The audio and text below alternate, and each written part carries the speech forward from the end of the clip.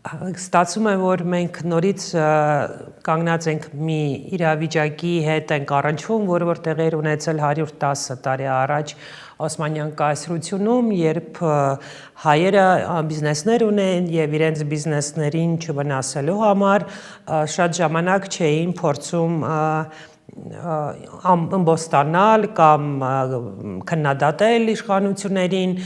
Գիտենք մենք ինչ եղավ եւ խոսքը Օսմանյան կայսրության մասին է եւ թուրքական իշխանության մասին, իսկ այսօր մենք խոսում ենք Հայաստանի իշխանությունների մասին, փաստորեն ստացվում է, եթե ձեր տրամաբանությամբ, որ հայերն, ովքեր այսօր ապրում են Հայաստանում կամ Հայաստանից դուրս, հայ գործարարները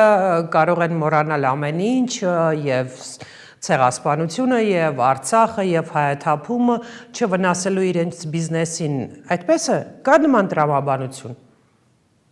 Ուրեմն շատ ճիշտ է ձեր ասածը, ես շատ լավ հիշում եմ ցեղասպանության դարիներին մենք ունեինք մեծահարուստ հայեր, որոնք կոչվում էին ամիրաներ եւ իրենք ունեին շատ բարձրաստիճան նախարարի պաշտոն, Սուլտանի Բալադի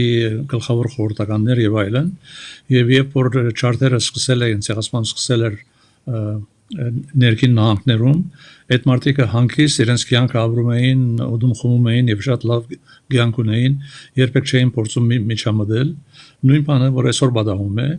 ես անձնապես ճանաչում եմ որոշ բիզնեսմենների այսօր Հայաստանում որոնք որ ինձ հետ խոսում են Փաշինյանի քննադատում են բայց երբ որ ժամանակը կա որ պետք է քովասան կանեն Փաշինյանին կամ Նիգին Հակոբյանին քովասան կանում են եւ որ տրամահավաք լինում է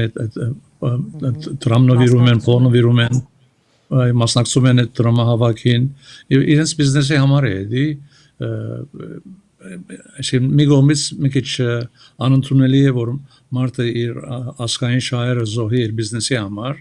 բայց նույնադեն բնական մի վերաբերմունք է մարդկային, որ մարդը իր փորի համար ավելի